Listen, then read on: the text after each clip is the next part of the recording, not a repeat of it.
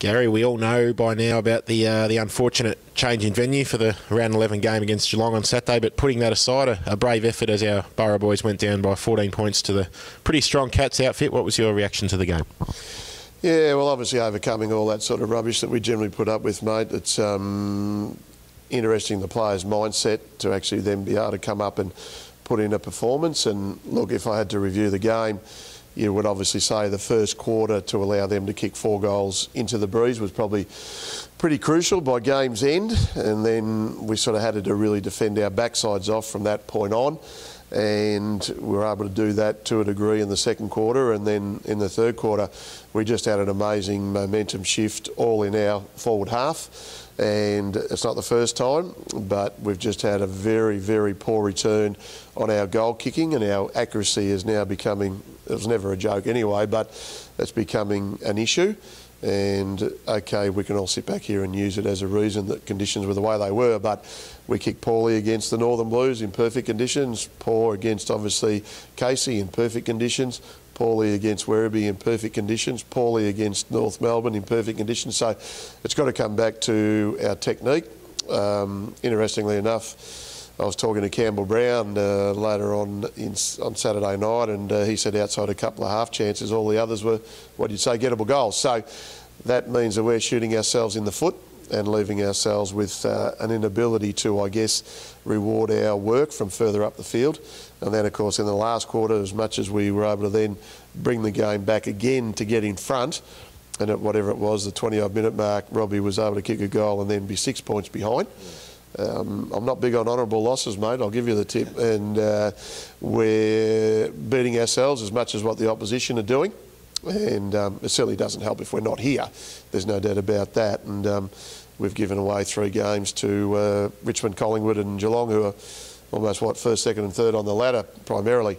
So the players just keep rolling their sleeves up and trying to get on with the job, but it's not easy. So inaccurate goal kicking, poor defensive mechanisms in the first quarter, and we're still thereabouts by game's end. Inaccuracy in front of goal reared its ugly head, as we mentioned, but and you know, a lot of people would say that third quarter of 13 behinds might have cost us any chance, but you obviously are of the opinion that that first quarter was more of a factor, and you know, 1 goal with the wind whilst conceding 4 into it obviously, you know, wasn't the ideal start. No, it wasn't, and what annoyed me at quarter time too was probably the ease with which they scored the goals. You know, they went coast to coast, so our forwards need to be certainly much better. We identified how Geelong would play, and certainly I thought our team defence was average in the first quarter. They got a couple of defensive 50 goals, I think, from memory too. So when you're talking about into the breeze and you're talking about how they use the ball, and you're talking about us not being able to, from a specific requirement before the game, to identify what they do well, and us not being able to handle that, that was disappointing. And we're in a position where we feed the information to our playing group, and I think from a coaching perspective we try and give the players the ownership that they need to take on, and they've just got to be able to do it better. As coaches we've got to try and do it better too. No one's blaming anybody for any particular issue, but we're just saying if it is there, identify it and then rectify it. So we'll just have to keep working really, really hard. There's only 8 games to go for the season, so at the end of the day, as someone once said, it's about not looking back, but it's about going forward. So we're now 6 and 4 as we enter the bye this weekend. A twofold question to finish, I suppose. What are the short-term plans for the boys in terms of training and for the weekend, but also what has been your overall analysis of the season so far for the group? We'll review the game tonight as we normally do. We'll have a little bit of a kick around, and just for something different, guess what? We might do goal kicking tonight.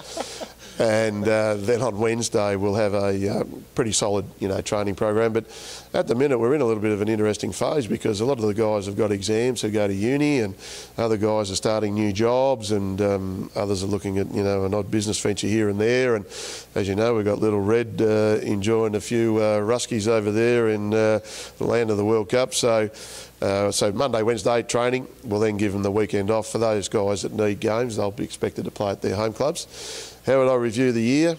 Well, you can't talk about what's gone. As I said before, 6 and 4. We've shot ourselves in the foot quite a few times this year. I think we've only been beaten once by a side that was better than us, and that was Richmond in round 1. Otherwise, I think we've just been coming up a bit short. Been good patches. We're exposing blokes to the level of footy.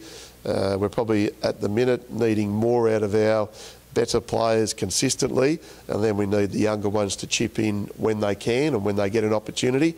So again, I thought we didn't have that balance right for all the game on Saturday, and Waddell Mercedes, the OJ Rainbow, those guys can't really help you because they've been sitting in the wounded room for quite too many weeks now. So we just got to get on with it, and we'll pick our best side again, as we know, coming into Sandringham, and probably just a bit of a reflection on what we can do better. And the goal kicking, I think, becomes a bit of state of mind, and it's up to the individuals with their routine. We need to be better team defence, so connection between all our lines. And I thought Geelong's skill level in the windy conditions was a little bit better than us too. So there's plenty to work on. I'm not saying we're flying along at the minute, but we're sort of sitting probably mid-table, and that's where our wins and losses would say. Well, Gary, thanks for the time today. As always, enjoy the weekend off, and we'll hopefully be aiming to come back strong against Sandringham in the second half of the season overall as well. Best of luck. Yeah, let's have lots of spinach in the next week and a half, mate, like Popeye.